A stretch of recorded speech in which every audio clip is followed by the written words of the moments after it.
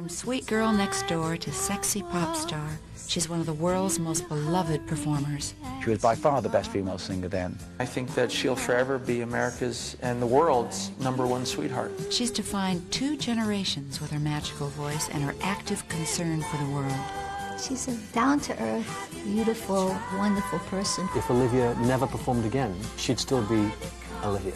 And she has turned her devastating ordeal with breast cancer into a positive reaffirmation of life. She went through it incredibly bravely. When Olivia was 13, her mother gave her an acoustic guitar. Still brokenhearted by the divorce of her parents, she began to channel her feelings into music. I started singing with 3 other girls. We had kind of the roll neck, black turtlenecks and Hessian jackets and the hair and this, and we'd go down to the jazz clubs and sing. And my mother put an end to that because she thought it was taking too much of my time. With the help of her boyfriend, Ian Turpey, Olivia began to master the guitar and delighted in singing the folk songs of the time. My sister was married to a man who had a coffee lounge, and I would go in there and hang with her sometimes. And somebody came in and saw me sing and suggested that I went into this talent contest that was going on. So I went into that and I did the song Everything's Coming Up Roses, and I won it, which was even more surprising, and the prize was a trip to England. After her victory in the talent contest, Olivia was offered a job as hostess on a local children's TV show. There's some people that are obviously very, very, hell-bent on making a big success of their lives. With Olivia, it wasn't obvious at all. I mean, she went from one thing to another, and it just progressed and segued into the next thing that was a big success. And the winner is... I can't read it. You have the glasses. Oliver Newton-John. Right. The country-flavored sound of I Honestly Love You also caused a stir when Olivia was named Female Vocalist of the Year by the Country Music Association. By the end of 1976, all of America knew Olivia's name. But the following year, her career would take a major turn that would transform her into an international superstar. I frequently had dinner parties for 8.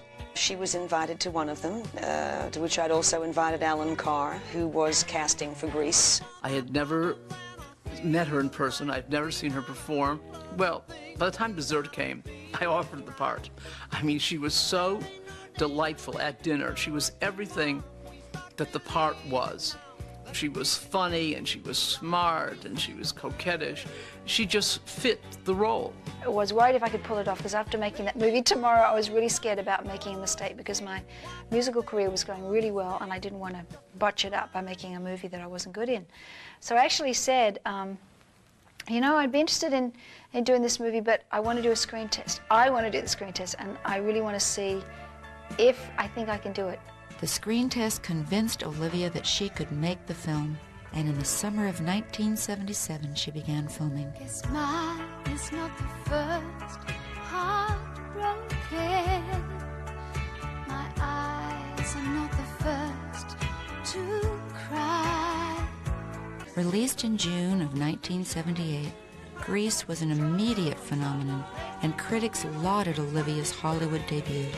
She was like born to play that part. She was so natural. Some of the critics at the beginning didn't think that she was acting. Grease would go on to become the highest-grossing film musical of all time. 20 years after its release, the film remains a touchstone of 1970s culture and the most important turning point in Olivia's career. There was just incredible excitement about the film, and it was a huge success, both box office and the album. Probably the biggest thing that ever happened in my career. I had no idea it would be like that. I thought it was a fun movie and it was really good and it would do well, but I had no idea that it would be. Let's get physical, physical. I wanna get physical. Let's get into physical. With its hard rock beat and suggestive lyrics, Physical became Olivia's 5th #1 hit, selling over 1 million copies worldwide and topping the U.S. charts for an incredible 2.5 months. The accompanying music video helped launch America's fitness craze and became the unofficial anthem of the 1980s. Knew it was a hit song, but like 2 weeks before it was due to come out, I was panicked. It was like I suddenly realized that this was This was bold. This was even bolder than Grease. You know, this was like the lyrics. My goodness, how was I going to get away with this thing? And I said, we need to soften it somehow. We need to do a video that's about exercise and it's kind of funny, and made a video that kind of went against what the lyrics were saying. But kind of went with them, but went against it too. So I think that kind of made it easier to take. But I was banned. I'm very proud of it. Banned in Utah for a while.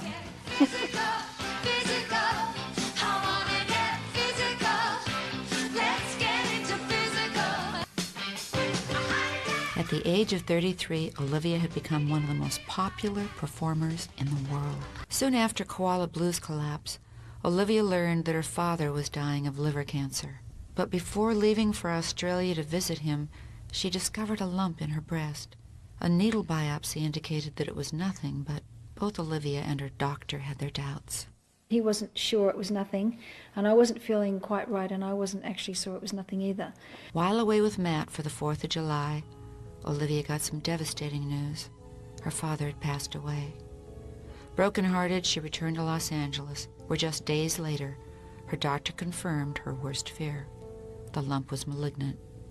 Olivia had breast cancer. It taught me a lot. I had to learn about putting myself first, which I wasn't very good at that time. It was all about taking care of everybody else and pleasing everybody else. So that was kind of my first lesson. Her treatment included a simple mastectomy and chemotherapy. Because the lump was detected early, Olivia received a clean bill of health after her treatment.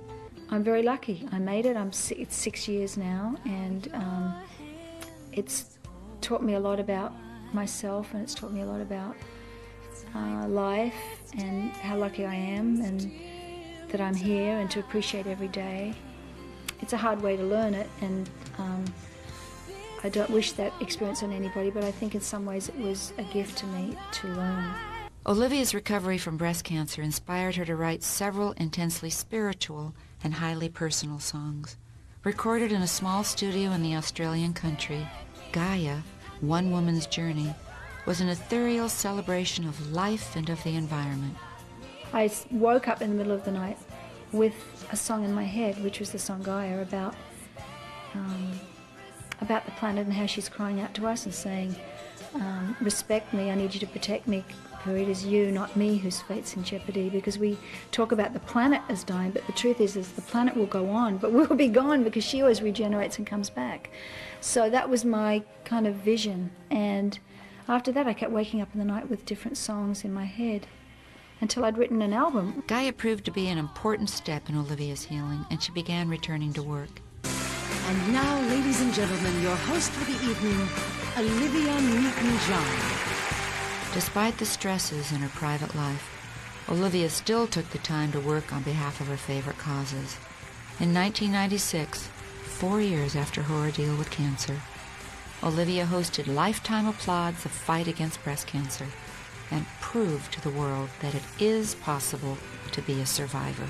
I feel very lucky to be a survivor of this year's 4 years and going strong. Some people would say, why don't you put it behind you, and why do you continue to talk about it? Well, A, I can't, because I'm a public figure, and no matter what happens in your life, it's always going to be brought to your attention because people are interested or curious, and they want to know. So I had to come to terms with the fact that it's always going to be there. And now I think that's a good thing, because it's kind of affirming life every time I talk about it. It's like, yes, I had breast cancer 6 years ago and I'm still here. And in affirming that, I may be helping somebody out there who is going through it now.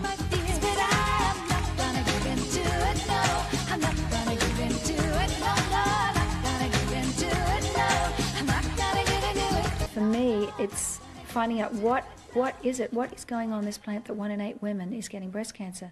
And not only women in 40s and 50s, but women in their 20s. I mean, there has to be something wrong. You know, one of the other reasons I get involved in environmental concerns and in breast cancer concerns is I want to be able to say to her that, no, you're not going to get it, and we're going to clean up this environment and this planet, and, you know, you won't be faced with these things. Here we are at last. Although she had sung occasionally, Olivia had not recorded regularly in years, but she suddenly realized how important music really was to her. I really had no plans to sing again for a while anyway, and I got to thinking about how I took my voice for granted and how I wasn't singing, But I always presumed my voice was there. If I opened my mouth in the shower, it was there. If I sang in the car. But what if? What if something happened? And what if they had to operate? And what if I lost my voice? And I made a decision. I said, you have a gift. You're a singer. You're not singing. I'm 50. It's a new phase of life. It's exciting. I'm just happy to be here. I'm happy I made it. And it's kind of exciting. I'm enjoying being older and feeling more comfortable with life and with myself.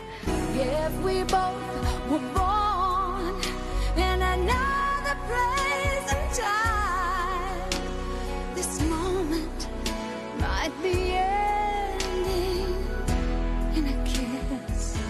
Whether she is on the stage or out of the limelight, Olivia Newton-John will continue to celebrate her second chance in music, in family, and in life. I try to live in the moment as much as I can and enjoy life as it comes up. And I just want to be healthy and happy and have my daughter be healthy and happy and be fulfilled in what I do. And there's so many things I want to learn and do that life is just this huge adventure out there. And I want to go get some. I honestly love you.